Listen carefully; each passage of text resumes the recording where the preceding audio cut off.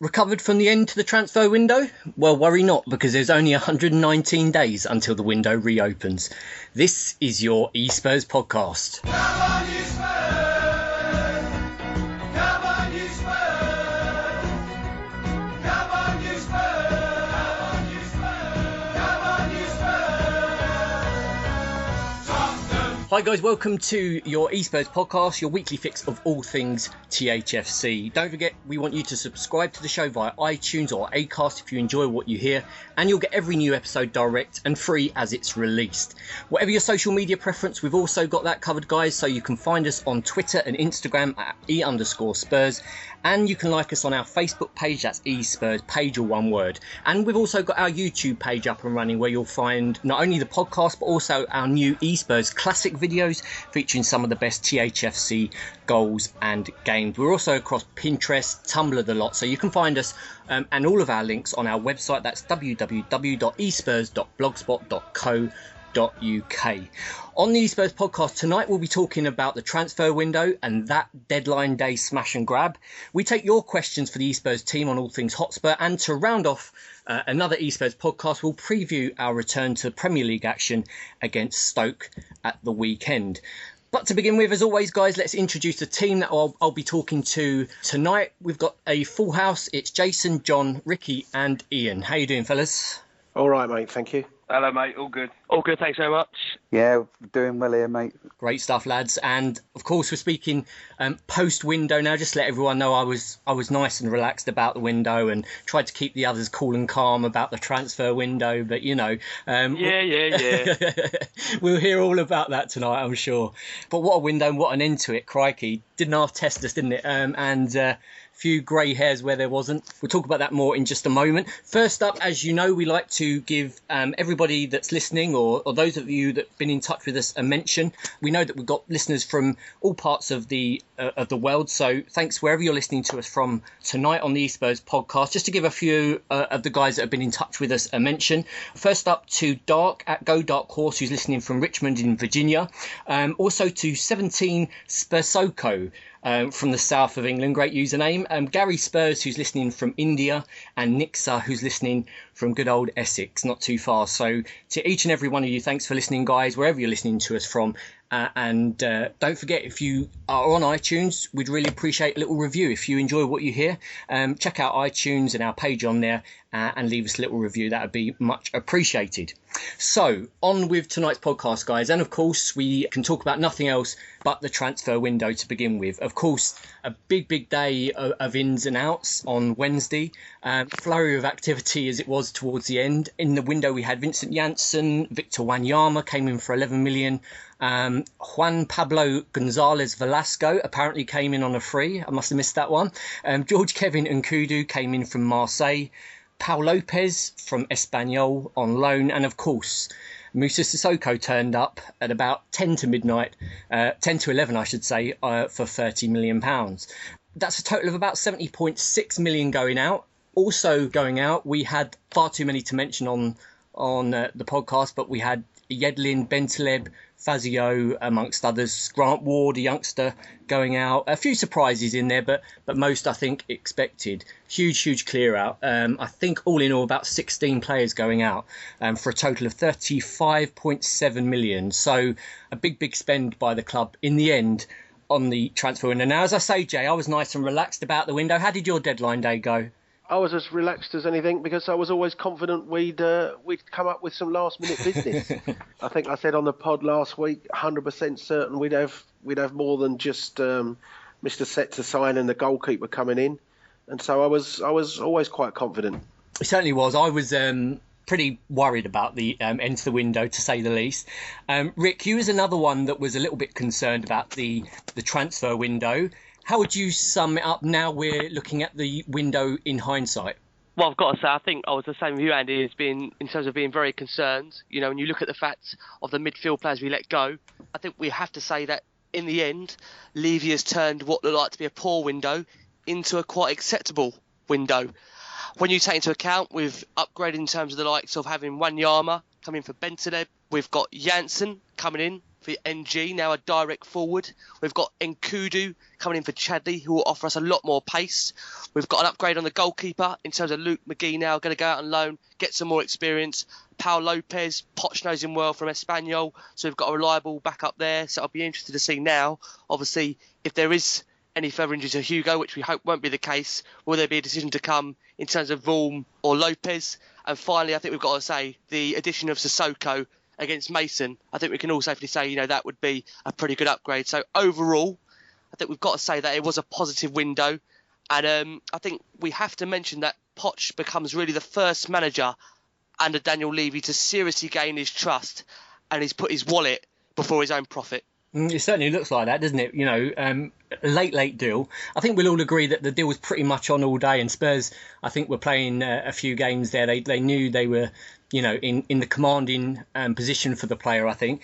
But they certainly left it late, left a few of us sweating, didn't they? And, John, £30 million for a midfielder who were relegated last season. A few people out there will say it's a ridiculous sum of money for Cissokho. But there are also those of us out there who saw him play during the Euros and saw what a quality player he can be. So how would you describe the signing of Cissokho?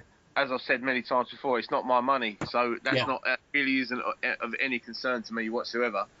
The price tag is the price tag because that is what Newcastle valued him at, and that is what Tottenham Hotspur deemed suitable to spend on him. So if Pochettino and Levy are saying he's worth that much, then he's worth that much. All I would say about it is I'm a little bit gutted that we're talking about having Cissokho there and not Ryan Mason, to be honest, because although Mason weren't likely to start many games, I don't know where Tom Carroll's been hiding, but he's been under a rock or something, and he's had his phone off. He's got away with another one, isn't he, John? I'm not digging him out. At all. But all I would say is that we've let go a couple of players who probably would have, who I would rather have kept. That's all I mean. But yeah, with the signing of Cissokho is definitely a good one. If we get the player that turned up during the Euros, then we've got, whether you believe he's worth 30 million or not, there's a good player there for sure. And, he does bring that, what we've been lacking the first few games. Speed, directness, power. And especially if you couple Sissokho's signing with Nkudu, that, it ticks all the boxes. I'm excited to see him play in the Tottenham shirt now and see which player we, whether it's the one that the Newcastle fans are telling us we've bought or the one that I believe we saw in the Euro. See which one of these alter egos turns up in a lily white top. I think, I agree completely. I think that the move to Spurs could be exactly what he needs in his career. I think, it might be that spur that he needs to move up to the next level, and we might get a real quality player in there. As Jay mentioned off air a little while ago, this is a player talking about 40-odd caps for his country, so it looks a great buy, I think. A lot of money, but then this transfer window, Ian, has been a crazy one, hasn't it? Oh, it certainly has, with somebody like Paul Pogba going for 89 million, it's... so an outrageous sum of money, and Stones for, 46 or something like that, 46, 47. David Luiz coming back to Chelsea for 30. I think the actual market's gone crazy, to be honest. But as the lads have said, I think it's been an acceptable window, and as John so succinctly put it, it's not our money. If they believe that Cissokho is worth that, then great. I always thought, when I saw him playing for Newcastle against us, he always seemed to have a good game, and he always seemed to boss the encounters he had with our players. And as John said earlier, let's hope we have the player that we saw in the Euros, and not the one that the Newcastle fans think we're getting. So it has been a mad window. I think we've seen. Across the Premier League, spending top way over the £1 billion mark, which just goes to prove how much money there actually is in the game, and the fact that it's probably a million miles away from when Jason and I started first going to see Spurs, and the lads like Ricky and John when they started to go. So yeah, it's been mad. Absolutely mental. Absolutely crazy time, and they always are, aren't they? But this one especially. And just looking down the list of players out, lads, and Chadley 13 million, Ryan Mason 13 million, Alex Pritchard 9 million. So those three players alone, almost 40 million bought in for those three players. You're talking Pritchard, who's had hardly any Premier League experience, Ryan Mason, who's had bits and pieces. 40 million for those three players. Great business, Jay. And you look at the list of outs, as I say, 16 players going out. Have we left ourselves short, do you think? No, I don't think so at all. I mean, one of the things that I think got underplayed a little bit when people said we're having a poor transfer window and that, one of the big differences this year that we've always been affected by, and that for me is still a big part of a transfer window, is which of the players you keep. And for me, this year, we kept all of our best players. Yeah. Not one of them left. And then even in fairness, on the last day when Wolfsburg were sniffing around Son, obviously Pochettino was asked a question by Daniel Levy, look, is a decent offer, we can make a profit on a backup player, do you want to do it? The answer must have been no, we want to keep him. And so we kept him. So I think the only players we've genuinely let go are ones that were very much fringe players, with the exception probably of Ryan Mason. But then, you know, as I said to you boys off air, from the moment we sold Ryan Mason, I was always confident that we would replace him properly, and that we've gone and done with Cissokho. And also the other thing with Cissokho is I've heard lots of people talking about, he was at a relegated club or was part of a side that was relegated, but so was Jermaine Defoe when we bought him, and so was Scott Parker when we brought him. So just as a player's been relegated, I think, you know, everyone that saw Defoe and Scott Parker in their time at Tottenham would say they were still definitely worth going to West Ham and buying them. Yes, great point. You know, I think the Newcastle team we saw last season, I think their main problem was the defence. I think Cissokho's more of an attacking type player, isn't he? I mean, that defence at Newcastle last season, I think one of the worst defences the Premier League's seen. So I don't think he stood much of a chance in that team, to be fair to him. So I think if we can get, as John said, the player that we saw in the Euros, what buy we've potentially got. The other thing with Cissokho and Newcastle last year, you know, it takes 11 players to get relegated. Yeah. And it's not exactly hard to look a complete buffoon under Steve McLaren, is it? No. But, you know, whatever people think of Rafa Benitez, it was noticeable that once he went in there and he'd done the first few weeks, assessed his squad, he saw enough in Cissokho to make him skipper for the last 6 or 7 games, and they never lost a game in that period. So, you know, that I think, you know, Benitez may not be everyone's cup of tea, but he does know his football and he does know players. And I think for him to have identified Cissokho as a captain of the club, then I think that should also be taken into account as well. Do you think, Rick, there's just regarding Cissokho there, we saw the sort of dramatic ending to the deadline day and what occurred there. I suppose none of us will ever know 100% what happened on deadline day, but is there any danger, do you think, that we might have signed a bit of a mercenary at all? It's very hard to say. You know, we're a club now that really ourselves, we are looking to establish ourselves in that top 4, trying to get Champions League on a consistent basis year upon year and trying to fight for the title. So hopefully, really, in answer to the question, Andrew, we shouldn't be in a position where we're going to have to worry about losing him, because he'll see Spurs as a club where he can realise all his ambitions. And again, from the player's perspective, as much as I thought at the time, it might be a bit of a mercenary because we're looking at kind of early in the morning and apparently he's flirting with Chelsea. Mm-hmm. But the player, I think, has got every right to do that. Listen, if he comes and performs in a Spurs shirt, that kind of talk will be forgotten about. I have to say, for Spurs, it was nice to pull a reverse Willian for once after all that drama. I have to say, it's a lot nicer being the club doing the hijacking rather than being hijacked, as we've had done previously. So sorry, Everton fans, about that. But I mean, for us personally, we're getting a player like, I think the boys have touched upon that. He is direct, he's pacey. We're just hoping he can give Eriksen the impetus he now needs to really get going. I think when you consider, last season, Cissokho, he had more assists than Hazard, Coutinho, Sanchez, Silva, Juan Mata, Yaya Toure. And finally, you look at that midfield now we've got in terms of central, where you've got Dembele, Dyer, Cissokho and Wanyama. Listen, we've got a midfield now that really, wherever we go, away, regardless in the Champions League or away from home at big teams, in the Pep teams, we shouldn't really be concerned about being bullied, because we've really got now a really big team. So we're just hoping that this guy can come in and hit the ground running. And finally, I have to say, a lot of people that are unconvinced about the Cissokho signing, just think back to this time last year with Moussa Dembele. Dembele could not even get in the Spurs side last year. So what my point I'm trying to make is if Poch really wants Cissokho and he was desperate for him, then let's hope he can turn him into a player just the way he's turned Dembele into one. Yeah, absolutely. And he's certainly got the right person there to be able to, I mean, he's one of his strengths we keep hearing is that he can turn a sow's ear into a silk purse. So, I mean, if he can do that to Sissoko and maybe bring his game to the next level, then wow, what a player we'll have on our hands potentially. So, I mean, John, just to round up on the transfers, we all know obviously that the reputation precedes Daniel Levy to some extent with regards to transfers, but it looks like he finally is backing his man now, doesn't it? And he's willing to put some trust in his manager. Yeah, no, it's nice to see Daniel Levy back, the manager, and I think we all knew really, and we've known for a while now, that he would do with Pochettino, just because he seems to have changed the way he is with managers, and with this manager compared to how he's been in the past. We had the post-season tour a year ago in Australia where he was actually there and he was doing a Q&A with Pochettino, and you'd never seen him get, be in the public eye with any manager before, purely because he always knew it was going to go tits up eventually.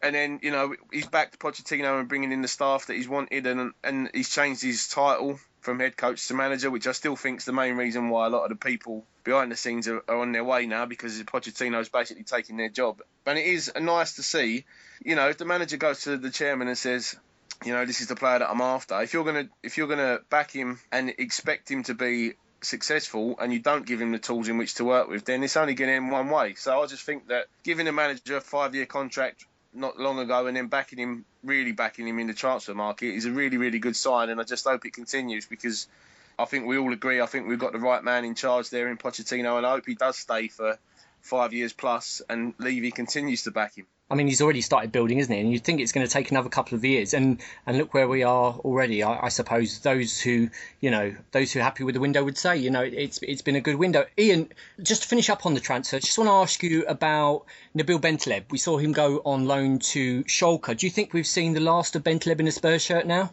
I'm afraid I think we have. And just going back to a question you asked one of the other lads about, people being, mercenary. I'm going to say this, and I hope people understand what I'm trying to say, is I think a lot of the players now are mercenary, because ultimately you look at how much money there is in the game and you'd think to yourself, well, why can't I have a bit of that action? So, I don't think it's just solely a Cissokho thing. But going back to Bentaleb, I think we have perhaps seen the last of him. I think the initial noises coming out of Schalke is that they're pleased with what they've got so far. And, I think that we'll see another, 17 million, if you believe the rumours, will be coming back into the coffers, when hopefully Schalke decide to take up their option to buy. It's a shame. You look at the people we've brought in now, and that we've discussed earlier on tonight, and I think we've got some decent upgrades on Nabil and some of those others that have gone out. And that's what it's all about, isn't it? Upgrading. And I think, we mentioned towards the end of last season, we've got to start upgrading and strengthening the squad. I mentioned on the podcast last week, I thought our bench was extremely poor in the last game. And you look at the bench now, post signings, and the possibilities there, and you can't argue with the business they've done. They've strengthened the bench. Whether or not we've strengthened our first 11 is a question we'll probably come on to during the Q&A that we do during the middle of the podcast, because there are a few questions regarding that. But I think post window we're all pretty happy. I'll tell you what, let's do that, shall we? Let's do some questions. This is the part of the podcast each week where you guys get a chance to throw your questions at the e-Spurs team. You send them in via the social media on the Twitter and the Facebook, and we put them to the lads on the podcast each week. You've been great, guys, in getting your questions into us, as always, and we'll put those to the team right now, shall we? Let's go first up to Jace. Jace, this is from Josh Fitter at Josh Fitter 95. He asks, who do you think will be our best signing from this window? I think the best one will probably be Wanyama. I'm not completely convinced yet by Janssen, in fairness. It's not that I dislike what I've seen, but I think, it might take a little bit more time for him to develop as we want. Wanyama's come in and made an instant impact, hasn't he? In fairness to Wanyama, is a proven Premier League player. Yeah. And I also think Wanyama's, he's had obviously more options to play because of Dembele's suspension rather. So I think Wanyama, of the 5 that have joined, I think Wanyama will probably end up the season probably having played more games and having had more effect on games. Yeah, certainly. I mean, when you think about the comment Rick made a few moments ago about that midfield, absolute beasts in there, aren't they? Fantastic strength in that midfield. You're not going to want to come up against the Spurs midfield this season, that's for sure. Next question let's go to John. This is from Liam. I can't read his username because it's slightly blue for this time of night in this podcast. But Liam, thanks for your question. Do you think Spurs are being written off in the league too early when we didn't have the spending power, the big clubs such as Manchester United, Man City, etc.? If you look back at Pochettino's signing since day one, the clear goal has clearly been building for the future and buying players, not necessarily for the now. And now we're 2 years into his reign. Now's about the time really to start buying players who are going to start making an instant impact, because although the squad he inherited from Tim Sherwood wasn't the best that we've seen at Tottenham, it wasn't that bad either, I don't think. He obviously cleared out a lot of dead wood, and there were players that were brought in with the future in mind who probably played more minutes more quickly than we anticipated, the likes of Eric Dyer, and then certainly Dele Alli as well after. We all assumed he'd go out on loan in the summer last year, and he didn't. Obviously we're glad he didn't. And, now we're 2 years into his reign, like I say, it's time maybe to, all of them players have had a couple of years to bed in and to become the stars that they are today. So I don't think we really needed to overhaul. And I think that we've seen now Levy spending some money, and I think it's about the right time. It's all about timing for me.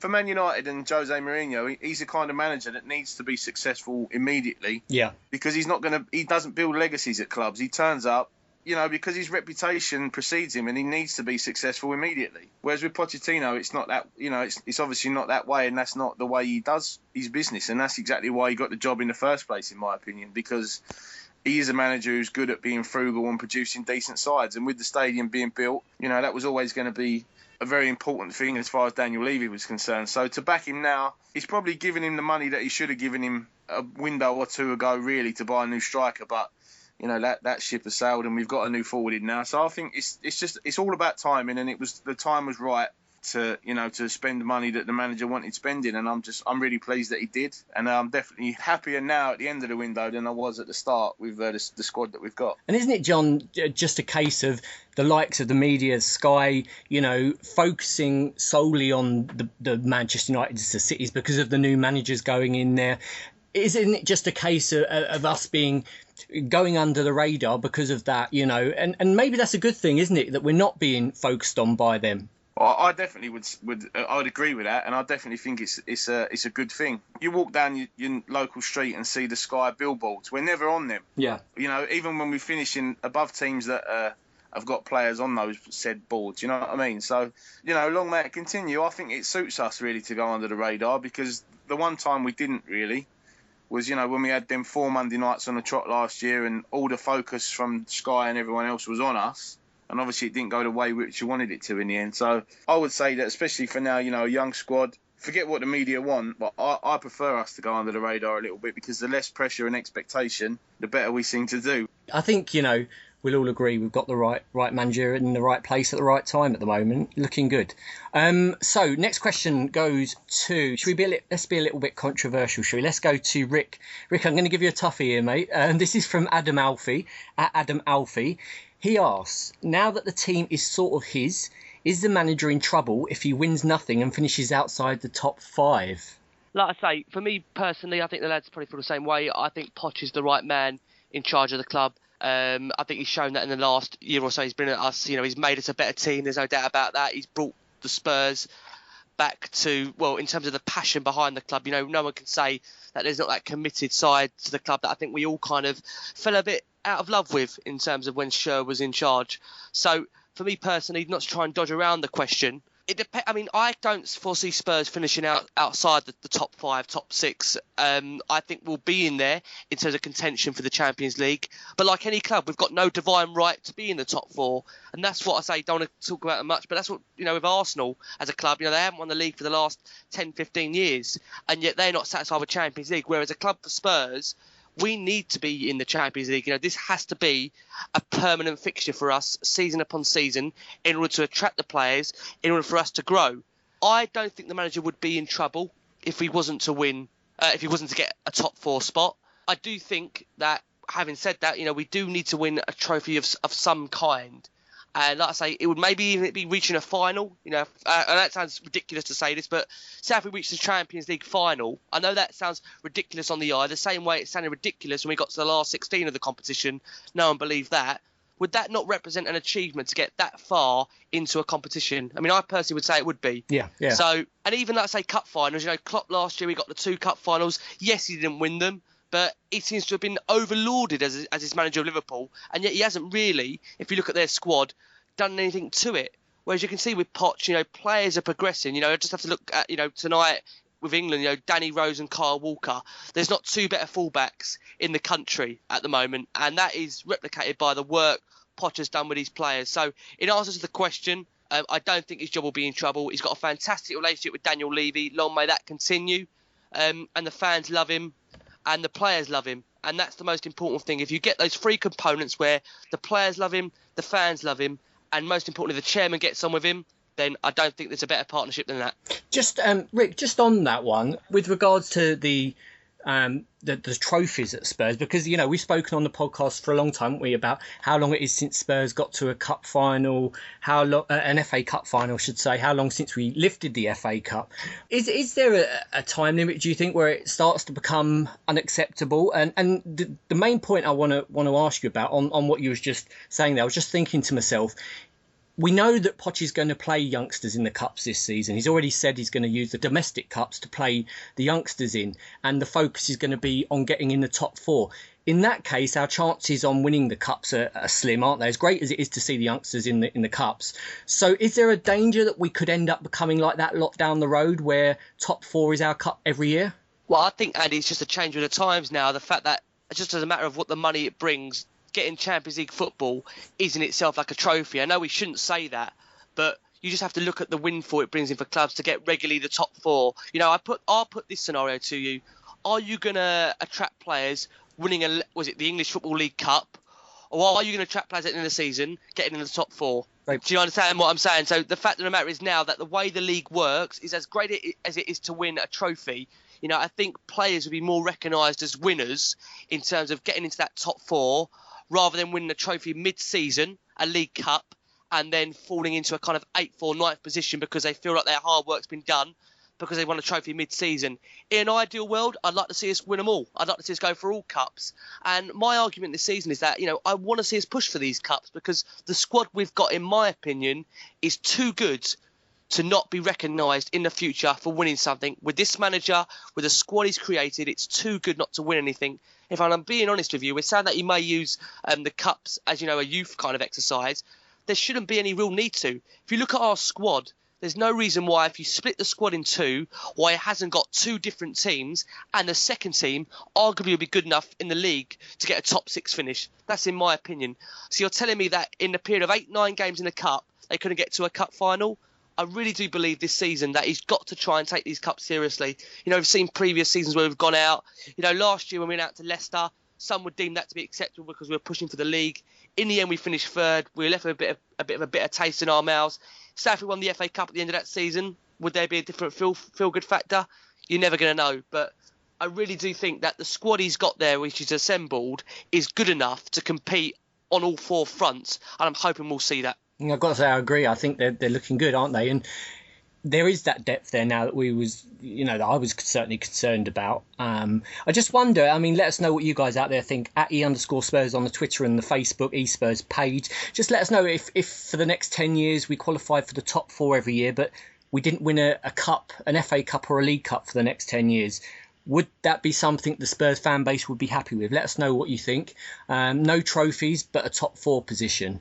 Let us know. It'd be interesting to hear what you guys think out there. e-Spurs page on Facebook and at @e_Spurs on the Twitter. Last question of the night goes to Ian. This is from Dave Ellis at fullback03. He asks Ian, instead of bringing in 4 players to strengthen the squad, would we have been better bringing in 1 to improve the starting 11, do you think? It's interesting. I think we had this conversation whilst the window was still open, and I still think that we are a flair player missing. And I'm going to try and explain it as quickly as I can. let's say Christian Eriksen gets injured and he's out for, I don't know, 8 weeks. So what you do is you bring Heung-min Son into the starting 11, and after 10 minutes of one game, he gets injured and you end up having to put one of the youngsters on. Now, is that youngster good enough? I'm not sure. If Poch thinks he is, then fine.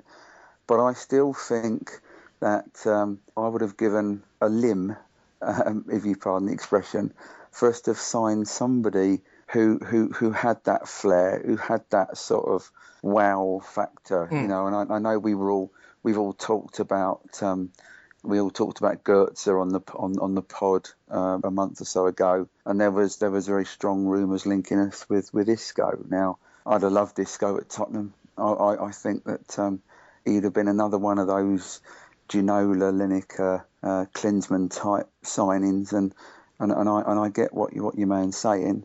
I just think it might have been better for the first 11. Yeah. But because I think we've all spoken on social media, and I'm not that convinced that we've upgraded the first 11.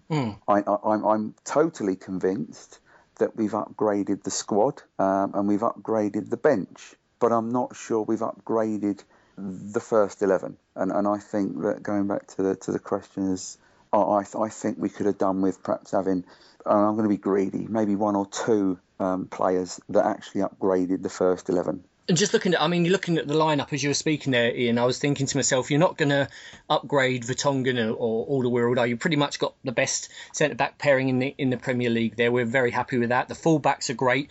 The defensive midfield side is fantastic now. That's pretty good. Kane's you're not going to move Kane anywhere, so that's set in stone. The only area I can pretty much see us being able to upgrade is exactly as you say there, the attacking midfield end of the team, especially with regards to, as harsh as it's going to sound, and we all love him to bits, but Christian Eriksen, who I think is desperate for some competition, isn't he? Yes, definitely. And maybe that'll come. I think in the next windows now that Pochettino's got his squad in place, it is Pochettino's side, it's not Sherwood's side, it's not AVB's side, it's his side. I think we've got to start to see that come in the future. And as Jason said there, one of the main points about this window, one of the best bits of this window, is that no business in terms of our best players going out was done. So, and it's so rare that in the last 10 years as a Spurs fan you can say that. You look back, the Carricks, the Berbatovs, the Robbie Keanes, they all went their ways. But this time it looks as if maybe that's starting to turn. We're going from a selling club, or a club that was selling their best players, to a club that can keep their best players and add to them. So it's fantastic to see. On Isco, the whole day around it, I was hoping that we didn't sign him on loan. I thought, if we bring Isco in, I want to bring Isco in as a transfer, not as a loan. I think, whilst he seems a fanciful player and would have been that little bit of stardust for us, Isco does not leave the substitutes bench at Real Madrid to join the substitutes bench at Tottenham. Yeah. And if you bring a player in on loan, you've got to guarantee them first team starts. Isco would be guaranteed starting in the Champions League games, and he'd be starting in all the big Premier League games. And that's a guaranteed start, because that's the way the loan deal works with something like that. So if you bring in Isco on loan and you guarantee him the big games, and you leave Christian Eriksen out because you've got to accommodate Isco, but you're still trying to get Christian Eriksen to sign a contract for the club, or you're still trying to make sure Dele Alli gets games under his belt, Isco's taking their place. And so what you then get is that in a year's time, Isco goes back to Real Madrid at the end of his loan, when he may have been excellent or he may not have been, but you've then got a Christian Eriksen that's not going to sign his contract, and you've got a Dele Alli that thinks, well, they preferred a loanee to play in the big games rather than me. Yeah. And so, the big danger is that when Isco goes, those players also want out, and you disrupt the whole harmony in the squad because of that. So, for me, there's no question I'd have liked Isco in, but it had to be for me as an out-and-out transfer, and definitely not as a loan. Although I can see where Ian's coming from with upgrading the first 11, honestly, we're going to have to go shopping at Real Madrid or Barcelona, in my opinion, to be able to do that. And there's going to be people tutting at me out there now. But what I mean is, do we need to upgrade the keeper? No. Do we need to upgrade the back four? Definitely not. Harry Kane, what's he worth? No, you're not going to take him out of the team. And I just think that if we was going to, don't forget this team were good enough to finish third in the league last year. So I think they deserve another crack. I know it's not a set 11, obviously, but the 11 that's going to play most games deserve another crack to see if they can better what they've done last year. What about, John? I mean, what about the likes of Dyer and Ali? They've looked very quiet so far this season. They're very, very young, aren't they? Would you be tempted to bring in someone with more experience in their roles to not only add competition, but to also bring that experience in there that they haven't yet got?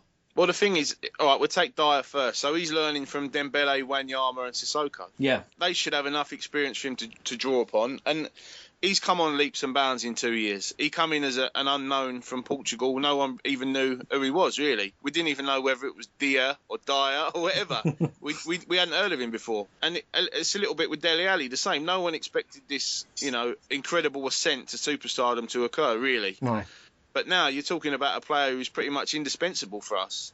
I just think you're either stifling progression or making a change for the sake of it. And I can see what Ian's saying, but that's why the first 11 has not been strengthened. But the important thing is, how many times did we say last year, no plan B, nothing off the bench? And we've had it already at the start of this season. That has been addressed massively, in my opinion. Yeah. And that's what makes the first 11 more successful, having a good bench. Do we on the pod feel that we have a starting 11 that can go 3 better than last season? Honestly, and I don't see why not. If we have, if we'd have turned, say, 4 of the draws we had last year into a win because of someone come off the bench, to be honest with you, I can't remember how many Leicester beat us clear by. I've erased it from my memory already. But a few of them draws, you know what I mean? This team, they lost 6 games last season. The double winners lost 7. The difference is the double winners only drew 4 games. With regards to Ian's question there, Rick, would you agree that the expectation, even though we finished third last season, the expectation is going to be lower because of the strengthening that the other teams have done? And maybe that's a bit of a blessing for Pochettino because we aren't expected to get top 2 this year. I think this perfectly suits us. We're again under the radar.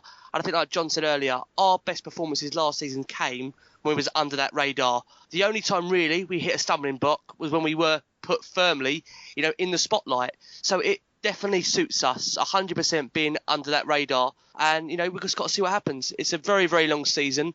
I think if you look at the fact that we're still unbeaten, we've come back twice already from behind. We've got 3 points more than this stage last season. There is plenty of positives, and we've got some debutants as well to see against Stoke. So it's important that we try and hit the ground running next week. And we've just got to see how it goes. And Jay, just to finish up on the Q&As this week, can you see us going 2 better than we did last season based on everything that's happened since? I don't know. Honestly, I couldn't sit here and say I can see us going 2 better. I've definitely feel Manchester United will end up as champions, but I don't think it's as bad as people suggest. I mean, for me, when people have been talking about the Cissokho 30 million, I thought Chelsea spent 30 million on deadline day to ruin their hopes of winning the league. Yeah. I mean, dear, oh dear, 30 million for David Luiz. And let's be fair, David Luiz can on the odd occasion look a fantastic footballer, but his limitations are extraordinary. And I think PSG were quite happy to take a £20 million loss on a player in just over a year. Or in 18 months or whatever it was. And you're thinking, if Paris were happy to take a 20 million loss in the French league, how is he suddenly going to be the great Premier League player again? So for me, I thought that the steps that Chelsea have made have instantly gone backwards. And I think the other thing that you might well see at the coming weekend, City and United, 3 wins out of 3, but they clash with each other. And so, the media loving that both of those managers get and, look how these 2 teams are flowing, one of those is going to come unstuck and one of those will have a bloody nose come Sunday night. And I personally think it will be Manchester City that lose that game. Yeah. But that may well then, the pressure will start to come on. Not big pressure, but questions will then be asked of Guardiola. Can you play with fullbacks in midfield and play with just 2 central defenders and a goalkeeper that you seem to want to be dribbling out the penalty area and things like that. And if Manchester United catch them as I think they will do, it may well give 1 or 2 of the other clubs that little bit of, actually Guardiola's sides, they may well be a really fantastic side in 18 months' time, but over these first 6 or 7 months while Guardiola learns the Premier League, they'll be gettable because he's got players in that team that we all know deep down he doesn't want in that side. And so I think, I'm not so frightened about Cities and Chelsea's going past us as other people are. So I still think there's a great chance for us to finish, certainly within those top 3 places again. Loving it. That's why I love doing this podcast. The optimism, brilliant to hear. And I agree, Jay, completely about Guardiola. I think, excellent manager. But if you used to listen to some of the UK media, you'd think he's a godlike figure that nobody could ever aspire to be anywhere near as good as. And you see his successor's gone to Barcelona and done equally as good, And I think that the degree that the media have allowed themselves to be carried away with the Guardiola style of football, and the managers were doing what he's doing 20 years ago, to a large degree. He's not the first manager to play with a sweeper keeper. He's not the first manager to play tiki-taka, and talk about go over the top, but that goes back to this whole, Sky debate, doesn't it? And the media, and it's just bizarre, absolutely bizarre. But long may it continue, and long may we stay under the radar. I'm not critical of Guardiola at all. I think, he is a top coach, but I think, he gets praise at times, and his teams, let's be fair, have produced some fantastic football. But say Roy Hodgson had asked Carl Walker and Danny Rose to go straight from fullback position to play in midfield. Yeah. And he'd have, everyone would have said, why has Roy Hodgson got a fullback playing in midfield? All right, Guardiola's done it, and he's shown it with Philip Lahm and that. It can work, but I think it will take time to work at Manchester City, and that could well be the difference between them, us and them finishing above each other. Yeah, absolutely. Fantastic. Listen, my favourite part of the podcast each week, guys, I know you guys enjoy it, and that's exactly why, because it brings out some great debate on the podcast each week. That's your questions for this week, and get them in for next week at @e_Spurs on the Twitter, e-Spurs page on the Facebook. And if you want to leave us a message on the Twitter, use the hashtag eSpursPod. eSpursPod, all one word, makes it nice and easy for us to find. Just leave your question for next week with the hashtag eSpursPod. And we'll get those read out on next week's podcast, which will be an interesting one, because we'll also have previews for the big Champions League kickoff, which happens next week. Also, guys, don't forget to catch Thursday's Extra Time show, where we'll be looking at the cup competitions as a whole. And each of the lads out there, they've been working furiously over the last few weeks doing their research, and been doing their research on all of our cup opponents so that we can preview them on the Extra Time this coming Thursday. So don't miss that. Well worth a listen, guys.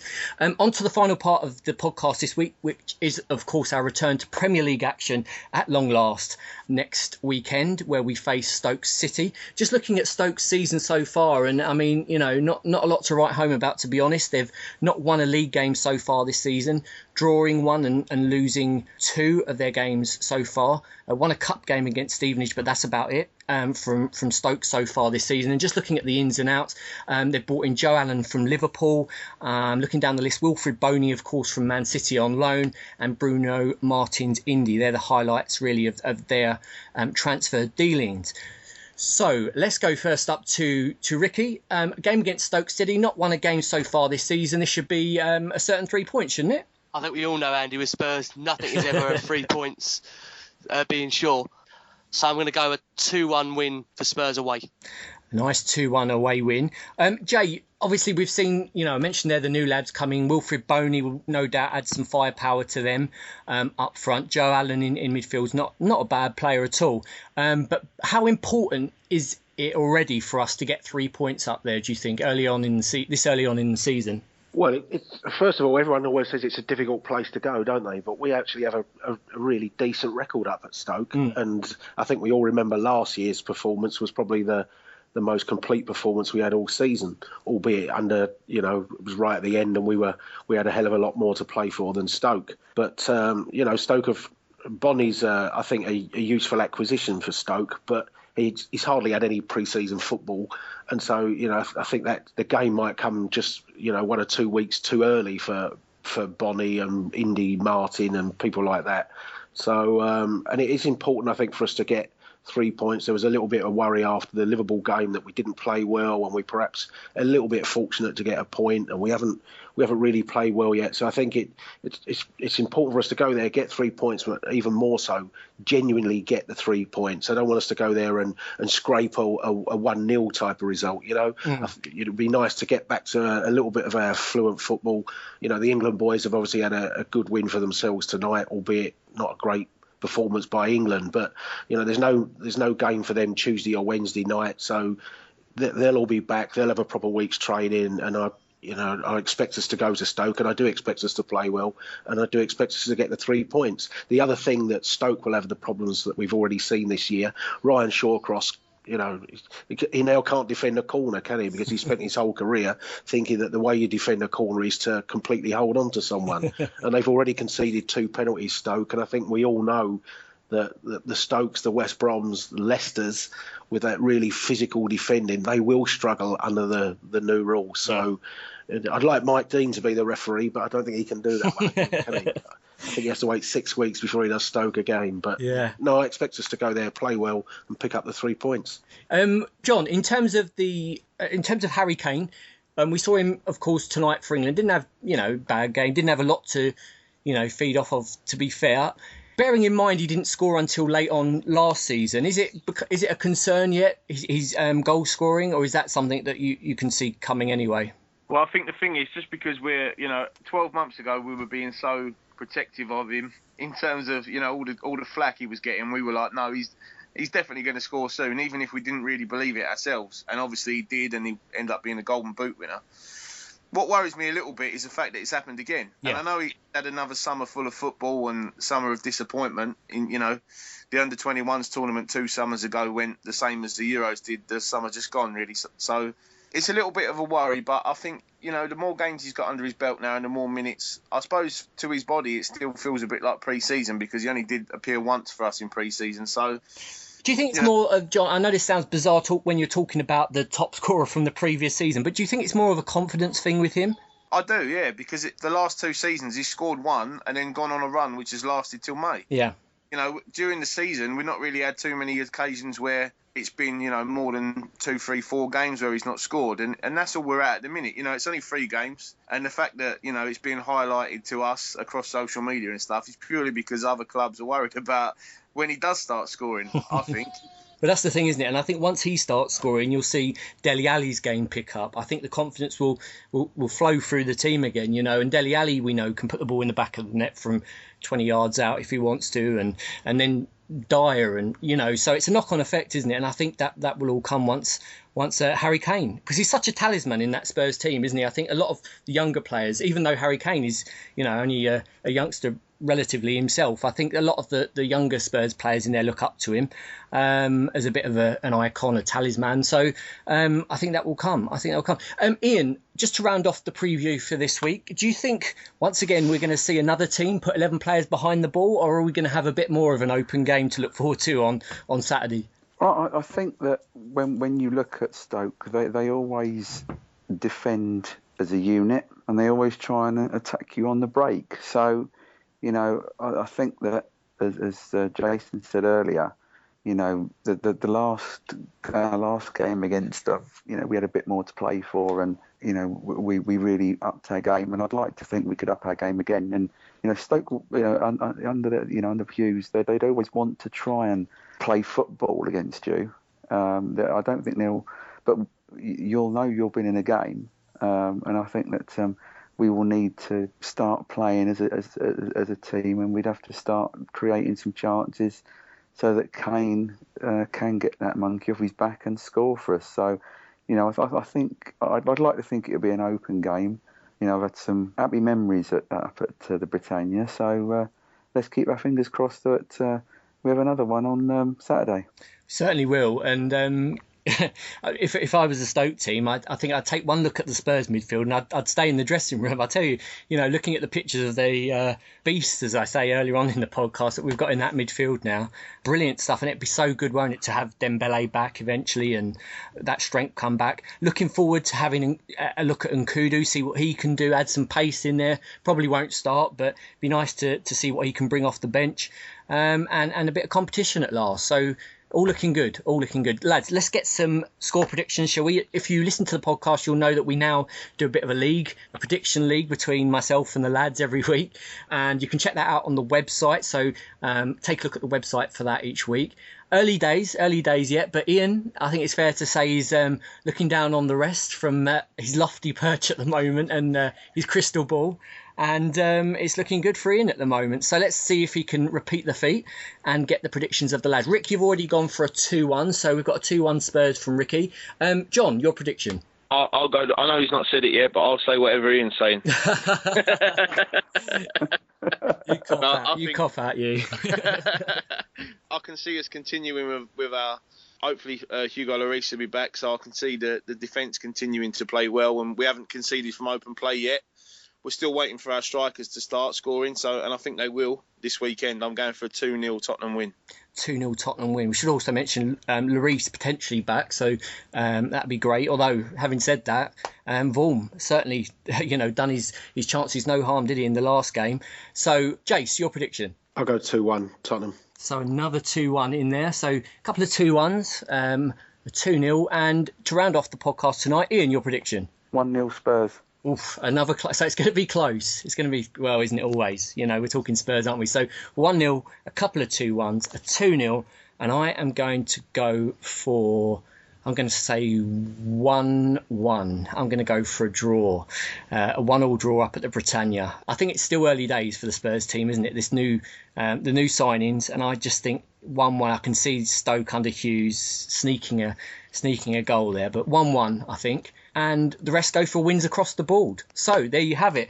Let us know what you think, as I say, guys, on Twitter and Facebook at @E_Spurs and on the Facebook page. That is your e-Spurs podcast for another week, guys. Don't forget to check out Extra Time, which comes your way on Thursday, where we'll be talking cups and our opponents in those cup competitions coming up. Other than that, thanks for listening wherever you are around the globe. And to those people we mentioned earlier on the podcast, on behalf of Ian, Ricky, Jason, John and myself, have a great week, guys. And as always, come on you Spurs. Stop them, no one can stop them.